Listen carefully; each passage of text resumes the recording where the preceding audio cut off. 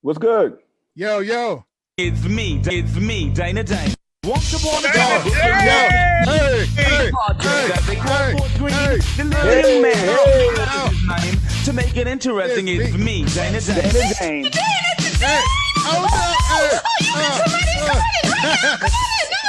Thank you. Welcome to the show.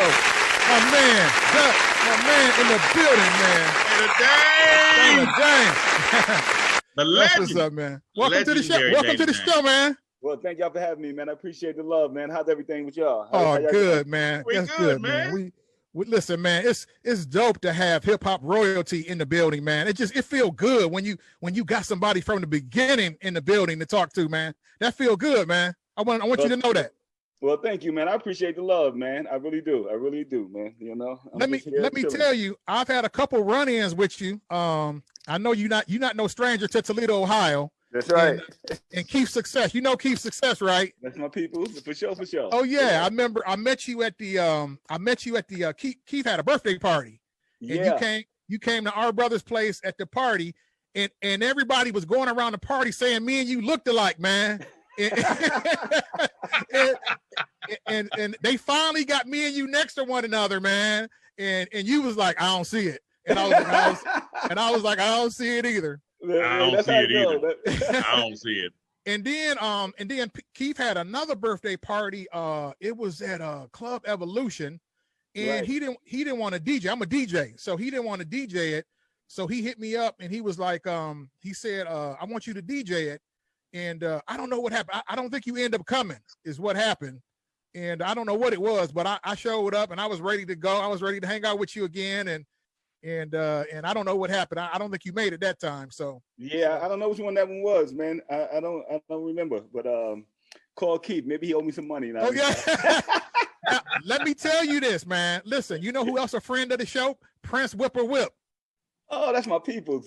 Prince Whip, man. That's the legend right there, man. You know Prince what? Whip, man. He's gonna be joining us because he heard you was gonna be on, and he said, I want to come on the Zoom. So Okay, that's what's up. So if it's okay with you, can he come on the Zoom? Is it okay? Oh yeah, absolutely. Okay. That's my people's. Okay. I don't know when he's coming in. I don't know when he's coming in. So Your people said you don't have much time, so we're not gonna flood you with a whole lot of questions. So, Man, I'm good. I got a half an hour for y'all. Unfortunately, that's all I can got for right now. Oh, that's man. great. That's great, man. man, we appreciate it coming on a small show. Big man like you, just gracing your presence on our show. I'm regular, man. So I appreciate y'all having me, man. So, what is Deaf Beat Entertainment? Is that one of your? Is that a label that you started? Well, yeah, back in 2003, I started off as a label. It was definitely entertainment. From there, though, it has morphed into a publishing company, into film production company, and now product development as well. So I got a new product as well, and I need to run. I got to go run in my room and get my product real quick. Go grab it. Get it. Go ahead. That's what's up, man. We want to see new product intro on the Big Trav and Q show, man. What's up, y'all? If y'all just joining us, man, we in the mix, man, with the legend, man. Dana Dane in the building. So now turn to product development, and through the COVID, I've created this right here. If y'all people can see that right there.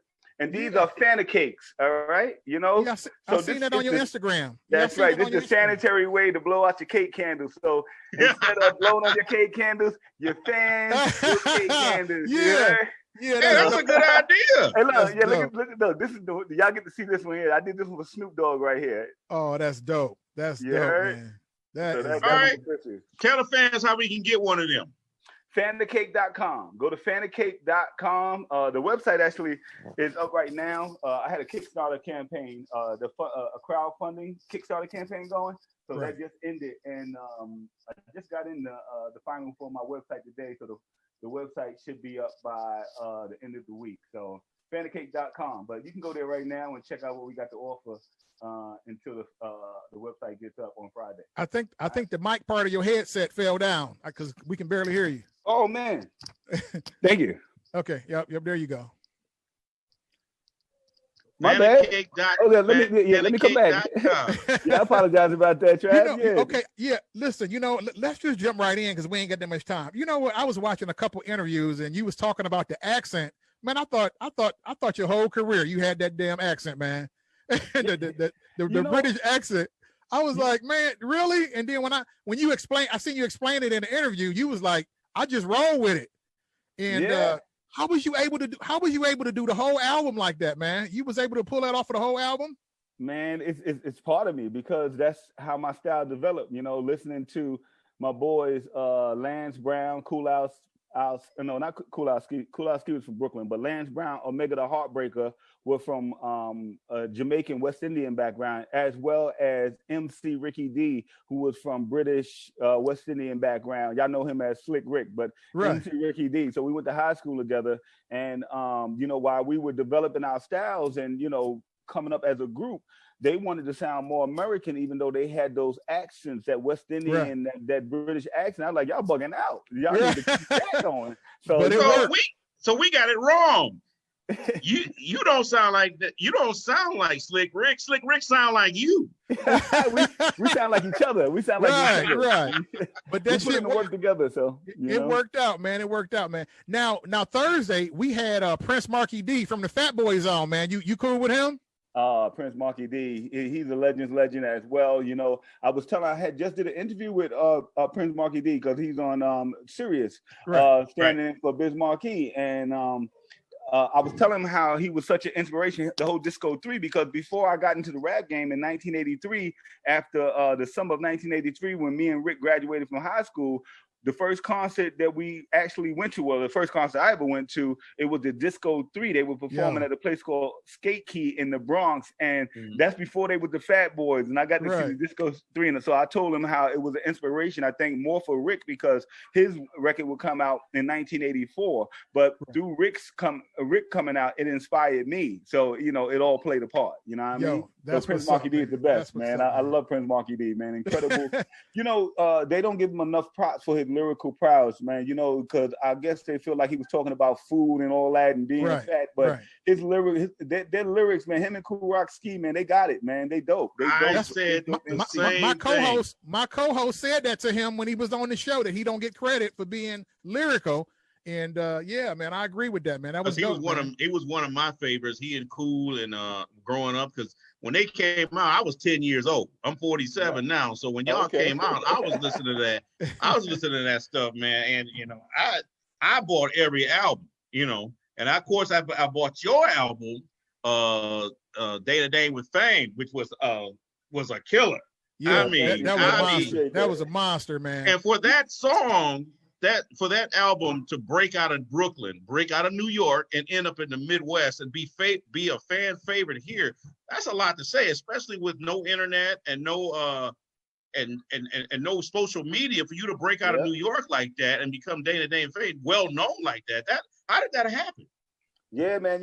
Back in the days, it was a whole different thing. Like when you started off rapping, before anybody knew you in New York City, you had to go to the spots where people were rapping at, you know what I mean? Wherever it may have been, at the time, from the Latin Quarters back to Broadway International. That was another place that people battled at, and even in the Park Jam. So we took the same, the same attack as we did with that, whereas we had to be in the people's face. So one thing I can give to the record companies, what they would do was connect with whatever little radio stations were around, and we go and do in-stores, and we do promotional shows. And when people saw you, and that's how you sold records back in the day. You perform, they bought your record. You know what I mean?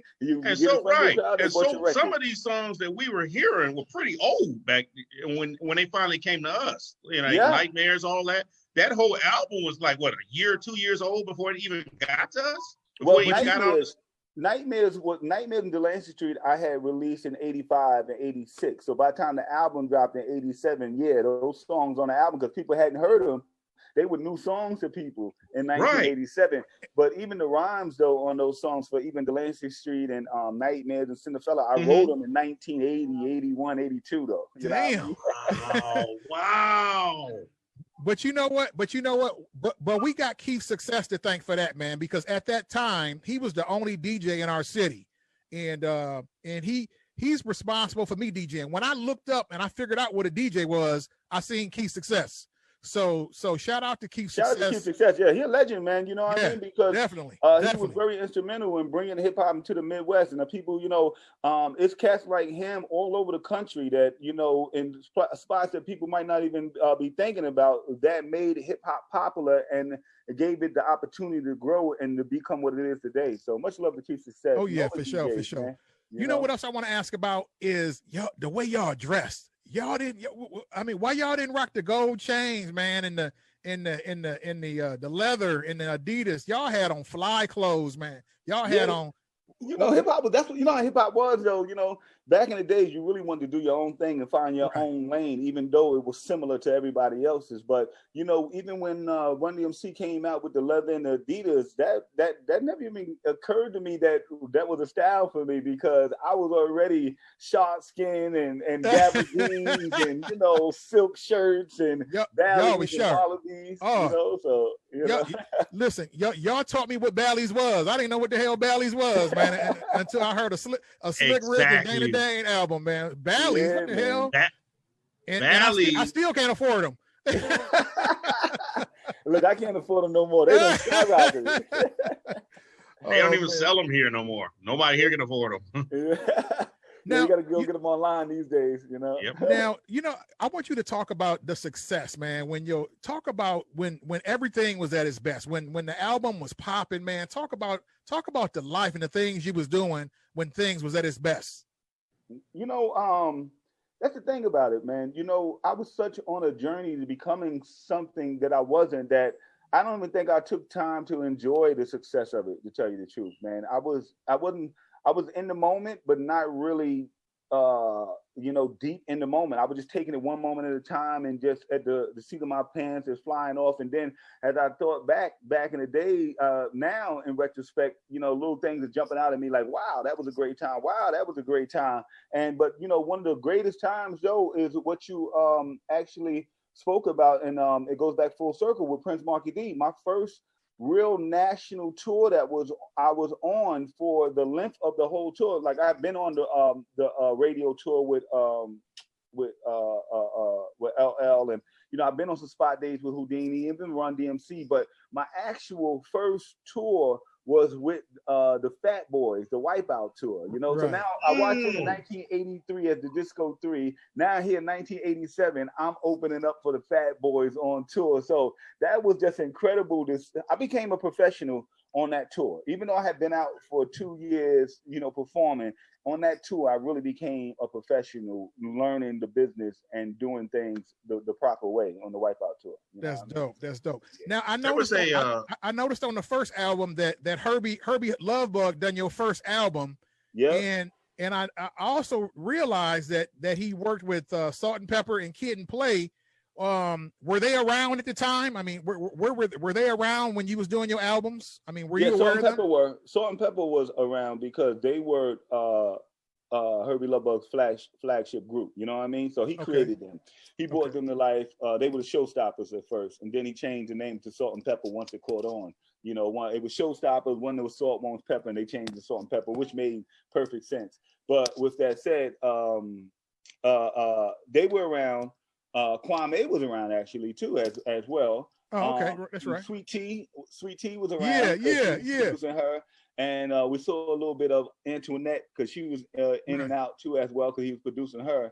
But Kid and Play came into the picture about.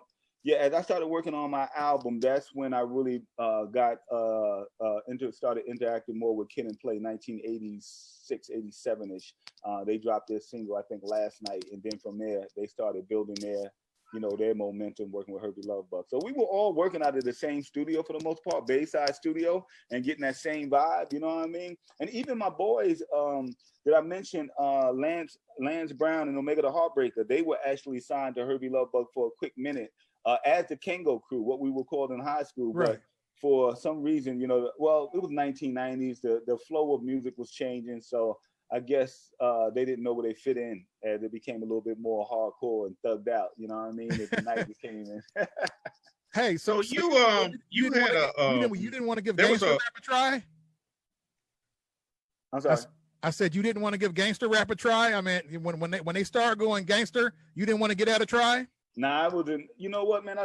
I'm from Fort Greene Projects, man. It's one of the most notorious projects in Brooklyn, man. And then I know death, I know gangster, I know thugs, I know drug dealing, I know all that, man. You know what I mean? Right, I know poverty, I know all it, but it just wasn't for me, man. I wanted to project something that I wanted to be than what I was. You know what I mean? And I didn't want to project that though. It just wasn't for me. It was enough cats doing that anyway. Right, you know what I mean? Right. You made a good point, and this is the kind of question. This leads me to another question. There was a rumor. This is the first question. First question is, there was a rumor that you once signed with Rap-A-Lot. And secondly, what do you think of today's rap? We're coming from hip hop to b-boy. Now we in what they call trap music. Do you listen to any of that stuff now? Yeah, so for the first part, I was signed to Rap-A-Lot. So after I left Profile Records, my second album, I signed to Rap-A-Lot with Jay Prince, who was a good friend of mine at the time. But I had I was going through something mental at that time, financial and mentally at the time. I was going through depression. I don't think nobody knew, because depression is one of those silent things that you keep to yourself. So maybe they would say they could see difference in me now when they think back to it. But at the time, I signed to them, but I never made any records, never released any records on there because my mind wasn't right to release records. So from there, I moved on. But to talk about the part about rap and the new rap and how I feel about it. Even back then, we had prejudice towards and bias towards people outside of New York City. You know what I mean? If you wasn't from New York, but I learned early on, even living in Houston and meeting Rap-A-Lot, 86, 87, when the Ghetto Boys first came out, that hip hop was going to spread all over, man. I seen it already. So you had to open your mind up to it, or you're going to get left behind. You know what I mean? So it's just like today. Hip hop was never, hip hop is hip hop, but rap was never meant to stay the same thing.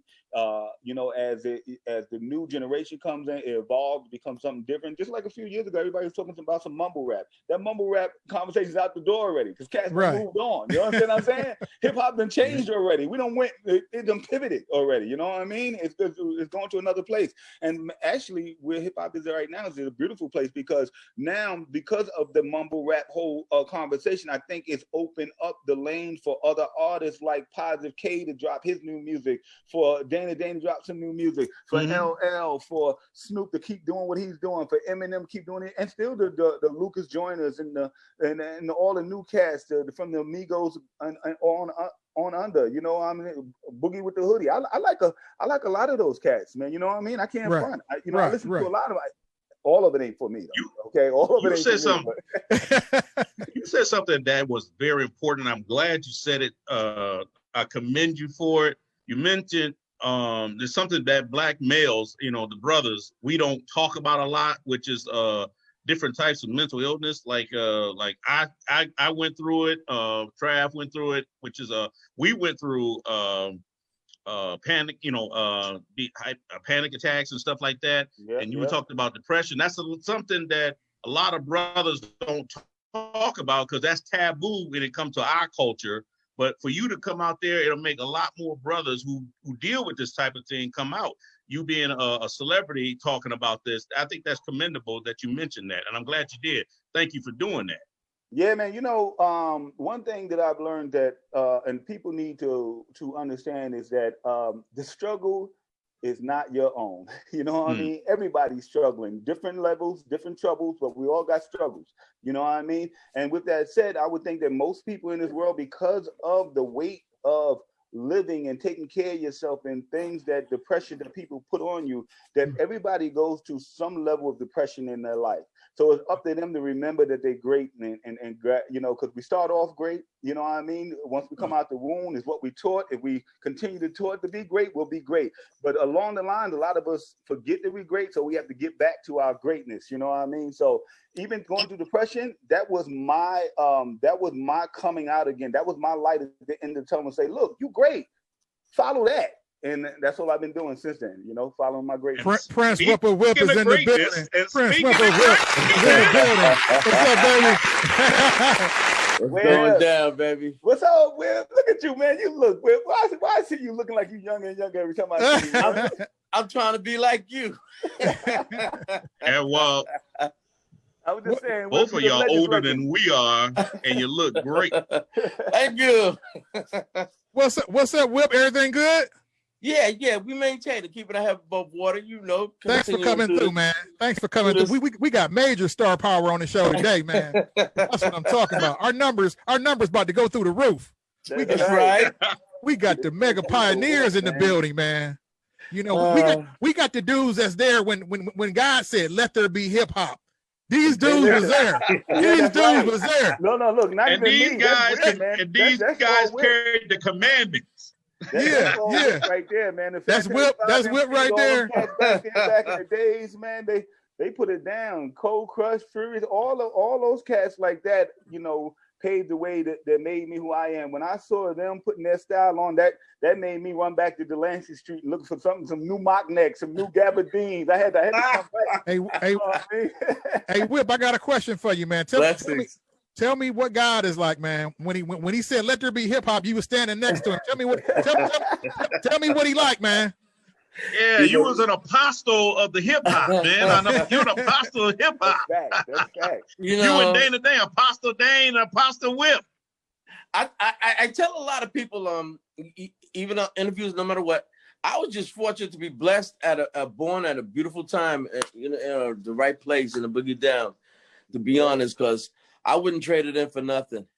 You know what? We had Prince Marquis D on the show Thursday, and he gave it up to you too. He said, he said y'all both was Puerto Ricans, and he said he looked up to you, man. He said he looked up and seen another Puerto Rican and was like, "That's my idol, man." So he gave you mad love. Mad love. Man, that's sweet. That's my man's. Yeah. You know,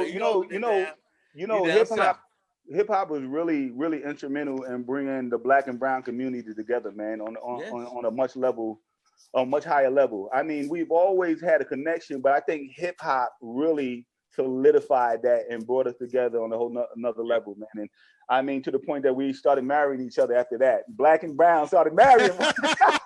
Still getting down. Yeah. So and when saying that, you're referring to groups like Cypress Hill and no, I'm talking about the Iris Mix. I'm talking about the Fearless Four with Tito. I'm not talking about from day one, you know, even with the B-boys, Crazy Legs and, all that, man. Yes. We were together on those streets, man, early on, man. You know what I mean? Yes. You know what? I noticed that if you watch the B Street movie, the breakers, most of the breakers is Mexican, Hispanic, Puerto Rican. Most of them are. And I was like, but look, we got Charlie Chase, incredible DJ too. We've got cats, man, that laid the foundation from our Hispanic brothers and sisters, man. You know, the real Roxanne. The real Roxanne. She was one of the first Latino female rappers early on. You know, yes. You know, the connection. Are you serious? Man, the love is incredible between us, you know, in our communities, man. And I think that hip hop is, and we just, as long as we remember that, man, we unbreakable, man, as people. I did not know that. That's what's up. I didn't know that about Roxanne. Yo, Dane. Not Roxanne Shante, the real Roxanne. Not Roxanne Right. Shante, the real Roxanne. Okay. Yo, Dane, how we doing on time? You good? Yeah, well, I only got about 8 more minutes. I got to go. Okay. Me and my wife got to go to this house viewing thing, man, or apartment viewing rather. Speaking of wifey, I see y'all getting y'all walk on in the morning. Yeah, man, we keep it going, man. I got to keep that energy. I got to look good, or she gonna leave me. That's what's up. So you got kids, grandkids? Do they ever ask you about your former life? I mean, that you was a former rap star, you know, that was in there in the beginning. Did they ever talk to you about that? Who, me? Who, me or Whip? Who you talking to? I'm talking about you, Dane. I'm sorry. Oh, yeah. Well, my sons are grown, but no grandkids, and they used to ask me about that. But my son, he's 30, young Dane MC. Y'all can follow him on Instagram, Dane MCNY. He's dope, though. He's dope lyricist, dope writer, dope singer. He's dope. He's super dope. I always say he's better than me, but he don't think because he ain't got a record out yet. But I said, trust me, son, you need to just get some records out and people will see that he's incredible. But that's what we want for our kids to be better than us, though. So I think I won. I won the day. Did y'all ever hear Young Dane? You're gonna be like, yeah, Dane. I think he can smoke you. Okay, right quick. I got a question for both of you guys. Is hip hop right now? Is it in good hands right now? Yeah, it's always gonna be in good hands as long as the founding fathers of hip hop are still here. You know what I mean? It. So we here to make sure that if it goes crazy, we course correct. You know what I mean? Right. We here. I like the way you put that. That's right. That's right. Because you know what? So far but we don't tell the young people what to do. But if they get out of line, but we shut them down if we have to, man. If we have to, we'll come back and show them how it's really done. Because these cats like L ain't going nowhere. If you slip, he coming to crush you. You know what I mean? Yeah. Jazzy Jeff and DJ Scratch ain't going nowhere. You think you a DJ? Step up. You know what I mean? Look, check this out. Listen, I'm about to ask y'all something. I suspect I know the answer, but I'm gonna ask it anyway. Now, Ice Cube and LL Cool J in an Instagram battle. Who y'all got? Oh, shit. I know y'all gonna do the loyalty thing. We already know. Ice Cube versus LL. So I don't know if Ice Cube and LL is a good matchup, but let me think about that for a second. Who y'all think the winner? Man. The winner. I don't. 20 you got to go with the home team, right? 20 against 20. You now gotta go with L. Yeah. Well, look, you know, that's what I'm about to say. You got to go with the GOAT, though. I would go with L too. I would go with L too. But I don't think either one of them can lose, though. I don't think so either. Battle, I don't think so. I don't think. I say I go with L, but I say that Ice Cube can't lose, but LL can't lose either in that battle. Right. They both got classic hits. They got hits, both. Timeless joints. They got timeless joints, but they're so, even though, I can see why you put them, they're just different though. They're too different though to me, I think. You know what I mean? I think it's too different. You know the story I love? I love the story of when Ice Cube left NWA and he came over to New York with Chuck D, Hank and Shock Lee and them, and they got him together. They got him together over in the East. And that was people don't talk about that enough to me, man. But that was huge. That was huge, man. Ice Cube just put up I think it was last month, 2 months ago, it was like the 30th anniversary of the America's Most Wanted. America's Most Wanted. And he went through the whole album on IG talking about song for song, who was in the studio, how he made it. It was incredible, man. He was telling how Busta Rhymes was always around. Right. I seen that. I seen Ice Cube when he was working on a matter of fact, we used to hang at the Kilimanjaros every almost, for that whole time that he was out there, he would come out of Kilimanjaros, which was a live club in New York City and down on the west side. And I saw him while he was out there, and I think that was a good move for him because he needed to get, a different sound. You know what I mean? For that time, And okay. Incredible sound. Before you go, I want to acknowledge that you just hit an anniversary too, the 33rd anniversary in May for Dana Dane with Fame. Oh, word! That's true, man. That is true, man. 33. You got an album. You got an album. 33 years old, man. Hey, look, Nightmares is about to be 35 years old come October. So what do you know about that? It's me, Dana Dane. Once upon a time,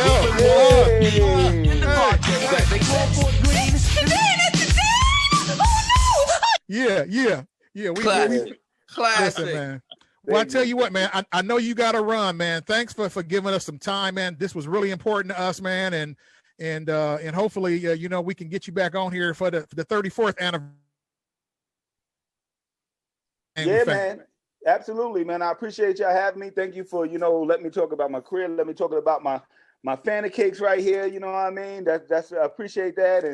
And look, I get to see one of my legends that I love, Whip a Whip. So that's a blessing as well. That's so dope. Thank y'all, man, for having me.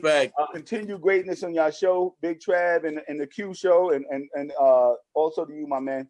All right. Yeah, That's Bama. Problem. I'm just filling in for the great Q. And one more time, I know maybe you filling in for the Q, so it's all good. So I want to shout you out. I appreciate that. One more time, give us your take care, man, and stay safe. Oh yeah, give out your Instagram handles. Oh, okay, yeah, that's Dana Dane Media across everything: LinkedIn, IG, whatever they got, YouTube, TikTok is all of it. You know what I mean? Yeah, Prince Whip, same thing. Yeah. Prince and that's and it. make sure y'all go to fanacake.com. All right, fanacake.com. Hey, Prince, man, thanks for coming through, man. I love you, man. Anytime. Come on, man. Peace and love always. I gotta run. Thank you, though, man. Brothers, I appreciate y'all. Yeah, stay safe. All right.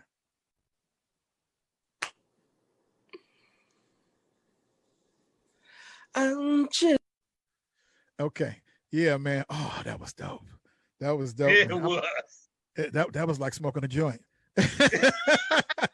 that was like hitting the joint, man. Oh my God. Did we just have two pioneers on the show at once? Man. Oh, you know man. what? That was a killer interview, man. Listen, Q,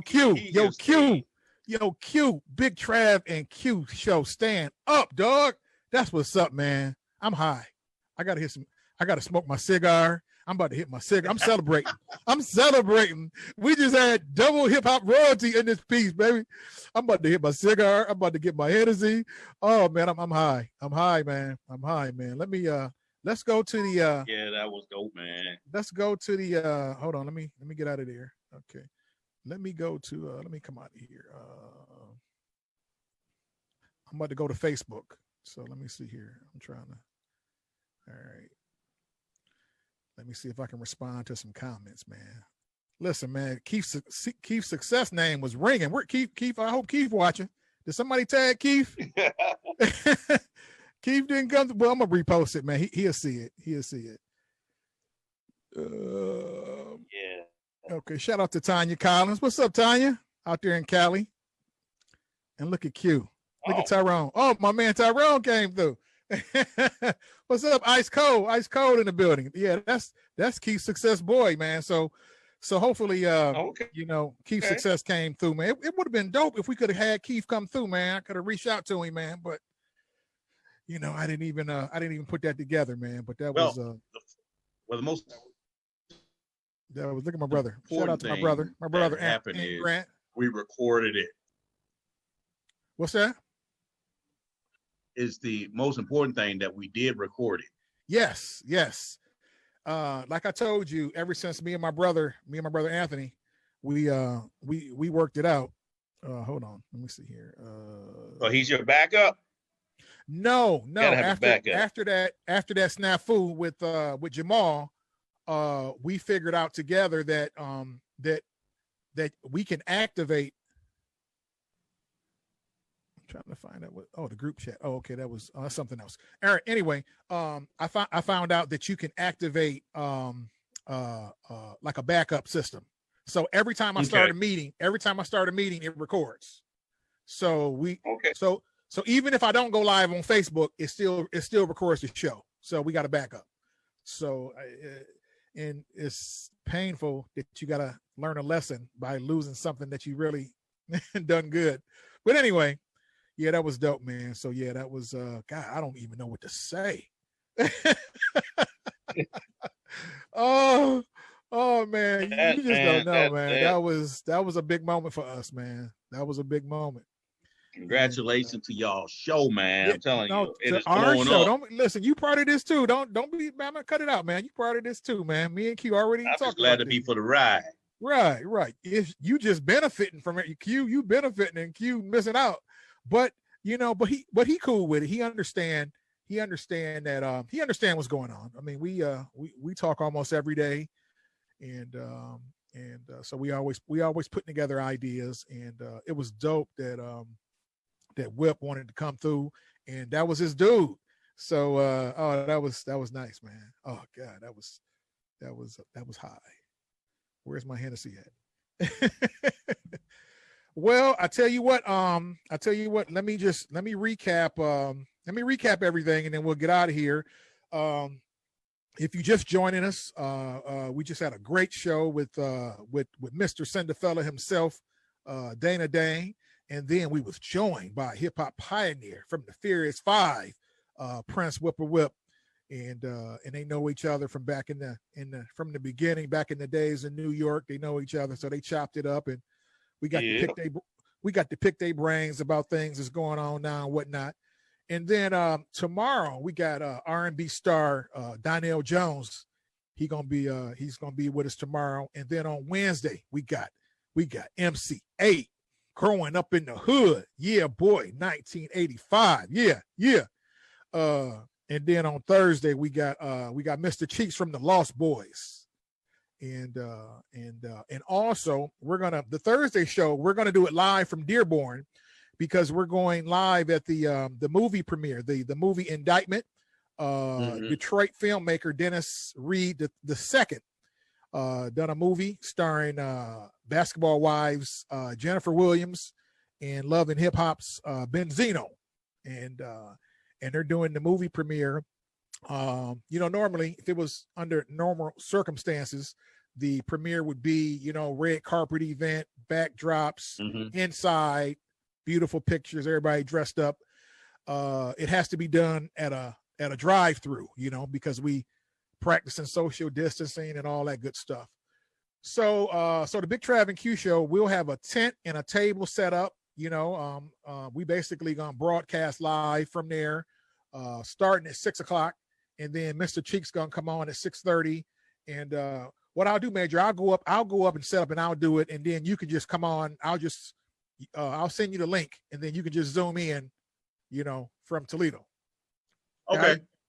All right. So, and then, it'll just be the same thing. I'm just going to be doing it from Dearborn, and then we'll bring in Mr. Cheeks. Well, I know I was gonna travel with you, but if you'd rather me be here, that's no. If you want to go, come and go, because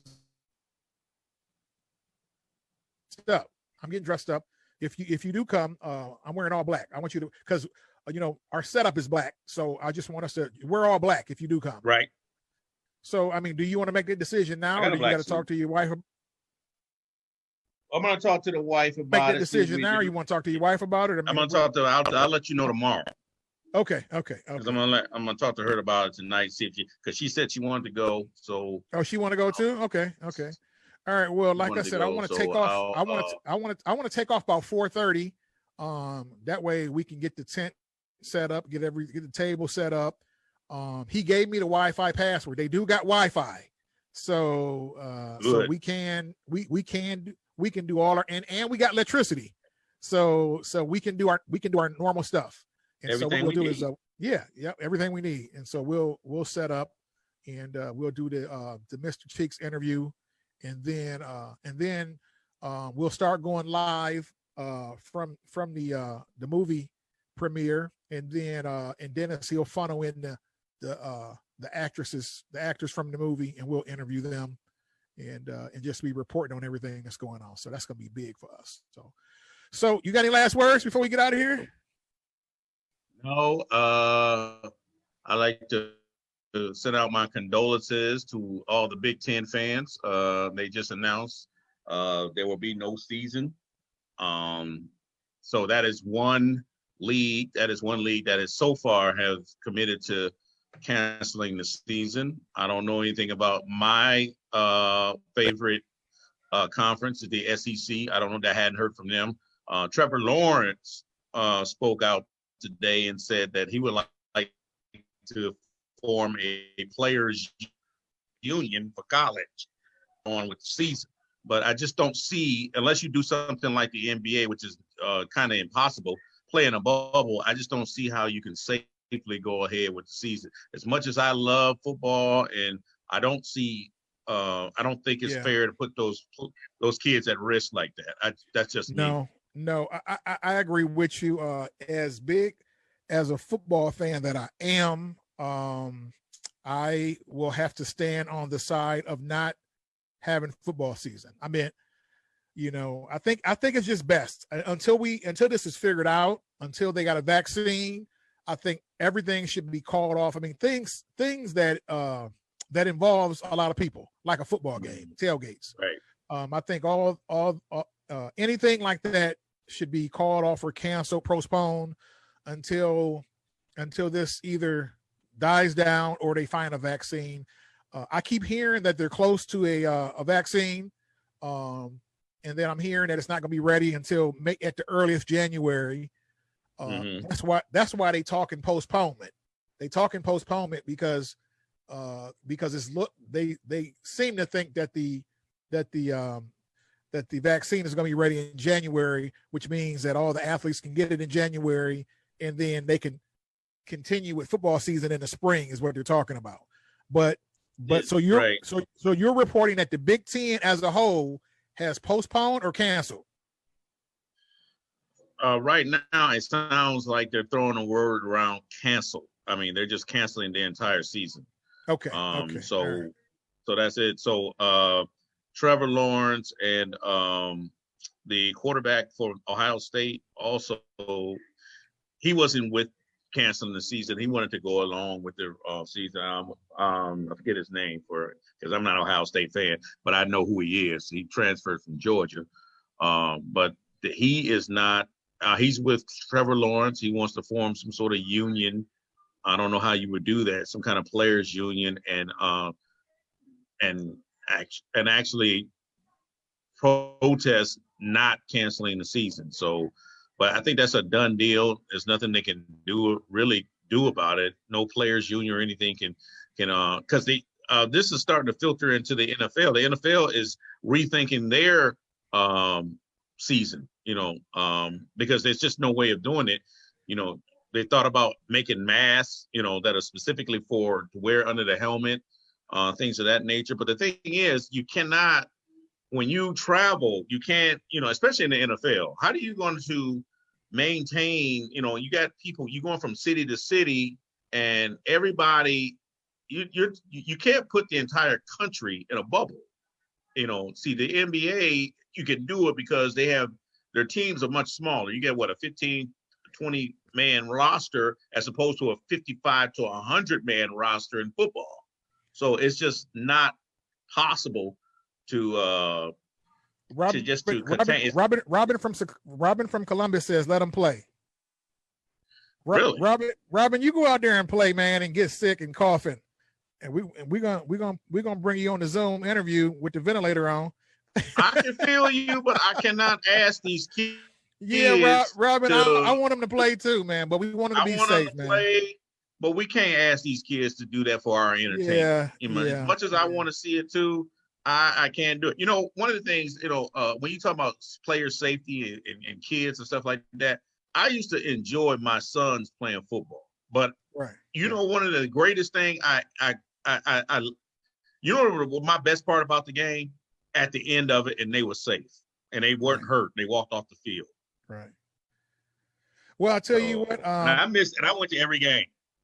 Okay, we're gonna let that be let, man. We're gonna get out of here. For me, hey, listen, once again, we got an awesome show. Man, it just it continues to get better. Thank you, Jesus. Everything just clicking. So and thanks to you guys. Just continue. Go to Instagram. Follow us on Instagram. Go to YouTube. Subscribe to our page on YouTube. We really need to, get our looks up on YouTube. And we got a Facebook page. We got a Twitter. So, check those out. Follow those pages as well. Until tomorrow, we got Donnell Jones. See y'all tomorrow. Bam. It's the Big Trav and Q show. What they waiting for? Just another damn podcast. Now let's go. Go.